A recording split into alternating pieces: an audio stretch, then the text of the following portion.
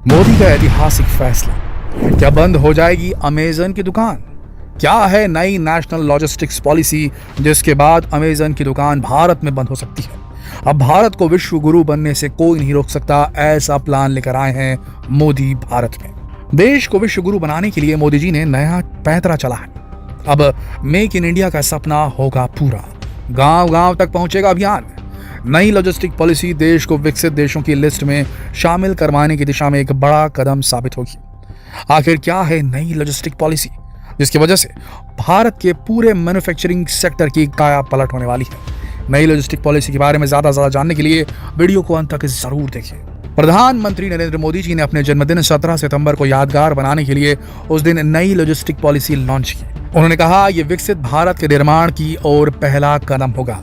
उन्होंने कहा, इस पॉलिसी से लॉजिस्टिक इकोसिस्टम को एक नई ऊर्जा मिलेगी। यह नीति परिवहन क्षेत्र की चुनौतियों का अंत करने वाली है, अंतिम छोर तक डिलीवरी की गति बढ़ाने और व्यापार के लिए धन की बचत करने वाली है। थोड़ा सा समय दीजिए दर्शकों, आपको ये लॉजिस्टिक का मतलब हम समझा देंगे। थोड़ी देर के लिए बने रहिए, आप समझ जाएंगे कितना अहम फैसला लिया है मोदी जी ने यहाँ पर। दोस्तों, इस बारे में और ज्यादा डिटेल में जानने से पहले ये जान लीजिए कि लॉजिस्टिक होता क्या है और आखिर सरकार को इसके लिए नई नीति लाने की जरूरत क्यों पड़ी। लॉजिस्टिक का मतलब सरल भाषा में कहें तो माल ढुलाई होता है।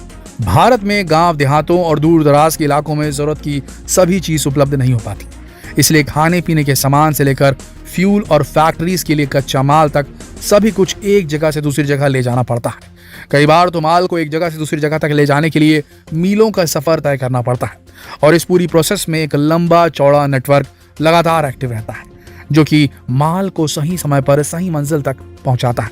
इस पूरी प्रोसेस को माल ढुलाई या फिर लॉजिस्टिक्स कहा जाता है। जब दूरी लंबी होती है, जैसे कि विदेश से आने वाले माल को ट्रांसपोर्ट करना होता है, तो पहले माल को उस जगह से लाना होता है, फिर उसे स्टोर करना होता है, फिर उसे उसकी मंजिल तक पहुंचाया जाता है। यह प्रोसेस काफ़ी लंबी और महंगी होती थी। अब तक सबसे ज़्यादा महंगा तो फ्यूल पड़ता है, क्योंकि जब माल को सड़कों के माध्यम से ट्रांसपोर्ट किया जाता है तो फ्यूल और टाइम दोनों ज़्यादा लगते हैं। इसके अलावा तो टैक्स और रोड टैक्स भी इस प्रोसेस को काफ़ी महंगा बना देते हैं। खासतौर से हमारे देश में लॉजिस्टिक्स काफ़ी महंगा है, जबकि डेवलप्ड कंट्रीज में, विकसित देशों में लॉजिस्टिक्स की एडवांस टेक्नोलॉजी और सरल सिस्टम की वजह से इसकी कॉस्ट काफ़ी कम हो जाती है। अभी भारत लॉजिस्टिक्स पर अपनी कुल जीडीपी का 14 से 16% तक खर्च करता है। सोचिए, पैसा जितना कमाता है भारत, उसका 14 से 16% तो सड़कों पर ही ज़ाया हो जाता है। वहीं अमेरिका, दक्षिण कोरिया, सिंगापुर और कुछ यूरोपीय देशों में लॉजिस्टिक लागत जीडीपी के 9% से भी कम होती है। बहुत बड़ा डिफरेंस है दोस्तों, कहाँ 16%, कहाँ 9%। लेकिन अब सरकार नई लॉजिस्टिक नीति के साथ इस अंतर को कम करने की कोशिश में है। इस नीति का उद्देश्य वर्ष 2030 तक लॉजिस्टिक्स में लगभग 8% तक की कमी लाना है। इस नीति का दूसरा उद्देश्य 2025 तक लॉजिस्टिक परफॉर्मेंस इंडेक्स रैंकिंग में सुधार और दशक के अंत तक टॉप 25 देशों में शामिल होना है। वैसे पिछली बार जारी लिस्ट में भारत 44वें नंबर पर है। बात को जरा समझिएगा, सरल भाषा में कहें, आपको कहाँ से फायदा होने वाला है इसे पता है आपको? बस्तर से जो देसी मुर्गा था, अगर उसे पैक करके आपको मुंबई पहुंचाना है तो वहां माल ढुलाई अगर आसान हो गई, रेल की जगह, सड़क की जगह हवाई माध्यम से अगर आपका माल पहुंचाया गया जल्दी और सस्ते दामों पर, तो सोचिए क्या होगा। हमने एक एग्जांपल दिया छत्तीसगढ़ के बस्तर का, हो सकता है कोलकाता में कुछ और बनता हो सकता है महाराष्ट्र में कोई और ऐसी स्पेशलिटी हो वहाँ की। कहने का मतलब इंडिया जो है ग्लोबल विलेज बन जाएगी। समझ लीजिए, इंडिया ही नहीं, मतलब हर जो शहर है भारत के, जहाँ कुछ ऐसा है जो यूनिक है उस शहर का, जो बेहतरीन है, जो प्रोड्यूस वहाँ से होती है, जो उपज वहाँ से होती है, जो प्रोडक्शन जिस चीज़ का भी होता है, उसे वहाँ से प्रोड्यूस करके उसके गंतव्य तक, जो गंतव्य से समझ लीजिए ऐसा था कि किसी राज्य के पिछड़े क्षेत्र से उसे उस राज्य के राजधानी तक पहुंचाना मुश्किल होता था, अब वो माल देश की राजधानी तक पहुंचेगा और हो सकता है उससे फिर विदेश भी एक्सपोर्ट किया जा सके। जब ऐसा हो जाएगा दोस्तों, तो ये मान के चलिए, ये जो मीडिएटर, जो बिचौलिए थे अमेजन टाइप के और दूसरे टाइप के, इन सब का जो है रहना खाना खत्म हो जाएगा। अब माल जो सेलर है वो सीधे ग्राहक तक पहुंचाएगा। वो सेलर जो है अब कौन होगा? वो देश का हथकरघा चलाने वाला बंदा भी हो सकता है, वो सूत काटने वाला बंदा भी हो सकता है, मिट्टी के बर्तन बनाने वाला एक गांव का बंदा भी हो सकता है। आप समझ रहे हैं हम क्या कहना चाह रहे हैं? इतना बड़ा रिवॉल्यूशन आने वाला है। अगर माल ढुलाई सस्ती हुई, एक्सेसिबल हो गई, देश के कोने कोने तक पहुंच गई, तो समझ लीजिए भारत का हर गांव एक फैक्ट्री बन सकता है, क्योंकि देश के हर गांव की कुछ न कुछ स्पेशलिटी तो है। और जब पैसा वहां तक पहुंचेगा, डेवलपमेंट वहां तक पहुंचेगा, तो आप समझ सकते हैं देश का जीडीपी कैसे बढ़ेगा। और जब यह और बेहतर होता जाएगा लॉजिस्टिक सिस्टम हमारे देश का, तो हमारा एक्सपोर्ट भी बढ़ेगा। ये बात याद रखिएगा, जब एक्सपोर्ट बढ़ेगा उसके बाद भारत खूब पैसा कमाएगा और डेवलप्ड होगा।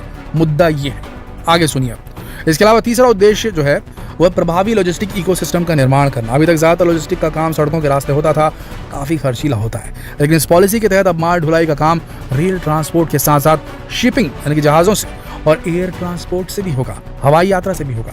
इसका एक फ़ायदा ये भी होगा कि सड़कों पर ट्रैफिक कम होगा, ईंधन की बचत होगी और साथ ही कम पैसे में जल्दी सामान पहुँचेगा, जिससे मैन्युफैक्चरिंग कॉस्ट है, मैन्युफैक्चरिंग कॉस्ट के बाद में जो माल ढुलाई का कॉस्ट है वो कम हो जाएगा।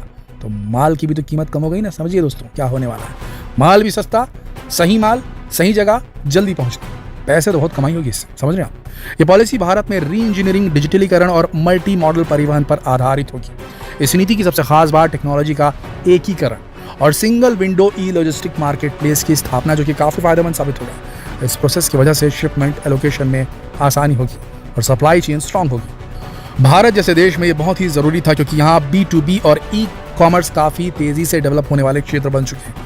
B2B का मतलब है बिजनेस टू बिजनेस, जहाँ एक बिजनेस दूसरे के साथ कमर्शियल ट्रांजैक्शन करता है, और ई कॉमर्स यानी कि ऑनलाइन बिजनेस जैसे कि अमेजन, फ्लिपकार्ट वगैरह। और ई कॉमर्स साइट के बिजनेस पर गोदाम, लॉजिस्टिक और सप्लाई चेन का बहुत अधिक प्रभाव पड़ता है। और जो सप्लाई चेन आसान हो जाएगी तो लॉजिस्टिक भी सस्ता हो जाएगा, ई कॉमर्स साइट की कॉस्ट भी कम होगी और इसका सीधा फायदा मिलेगा उनके कस्टमर्स को यानी कि आपको। और आपको आपके फेवरेट प्रोडक्ट पहले से भी ज़्यादा डिस्काउंट पर मिल पाएंगे, जिसकी वजह से देसी ई कॉमर्स साइट के व्यापार को भी बढ़ावा मिलेगा। अब ये कंपनियां खर्चे ज़्यादा होने की वजह से अमेजन जैसी विदेशी कंपनियों का मुकाबला नहीं कर पाती। हमारे देश की देसी कंपनियों की बात कर रहे हैं ई कॉमर्स वाली, और जब इनकी लागत कम होगी तो ये हमें और आपको और भी बेहतर सुविधाएं दे पाएंगी। नई लॉजिस्टिक पॉलिसी से इस काम में लगे करोड़ों लोगों की ज़िंदगी भी आसान हो जाएगी। इस समय भारत में 10,000 से अधिक प्रोडक्ट के लॉजिस्टिक कारोबार का आकार $160 अरब है। इस फील्ड में 2.2 करोड़ से अधिक लोग काम करते हैं। इस क्षेत्र की हालत बेहतर होने से इनडायरेक्ट लॉजिस्टिक लागत में 10% की कमी आएगी, जिससे एक्सपोर्ट में 5 से 8% की बढ़ोतरी होगी। फिलहाल लॉजिस्टिक क्षेत्र काफ़ी जटिल है। 20 से अधिक सरकारी एजेंसियां, 40 पार्टिसिपेटिंग गवर्नमेंट एजेंसीज और 37 एक्सपोर्ट प्रमोशन काउंसिल्स, 200 शिपिंग एजेंसियां, 36 लॉजिस्टिक सर्विसेज, 129 अंतर्देशीय container depot ICD, 166 container freight station CFS, 50 IT system, bank और बीमा एजेंसियां इसमें इन्वॉल्व हैं। और नई लॉजिस्टिक नीति आने के बाद से लॉजिस्टिक्स में आने वाली दिक्कतें दूर होगी, जिससे काम इन शॉर्ट आसान होगा और इसका सीधा लाभ देश के मैन्युफैक्चरिंग यूनिट पर पड़ेगा। तो बंधु, आपको क्या लगता है, क्या सरकार की नीति सफल हो पाएगी? क्या सच में आखिरी छोर तक नीति के फायदे पहुंच पाएंगे? कहीं ये नीति भी दूसरी नीतियों की तरह करप्शन और राजनीति की भेंट तो नहीं चढ़ जाएंगी? अगर इन सब पुराने ढकोसलों से बच गई ये नीति तो मान के चलिए दोस्तों, भारत को विश्वगुरु बनने से कोई नहीं रोक सकता, सुपर पावर बनने से कोई नहीं रोक सकता। बड़ी खबर है, बड़ा फैसला है, अच्छी पहल है, इसे अपने तक सीमित रखना तो बिल्कुल जायज़ है ही नहीं। तो सबसे पहले भैया बटन दबाओ शेयर का, फेसबुक पर, व्हाट्सएप पर, यूट्यूब पर, और लोगों तक ये खबर तुरंत पहुंचा दो। आप पहुंचाओ तो बेहतर, दूसरे पहुंचाए उससे पहले आप ही पहुंचा दो। शेयर करो ये वीडियो।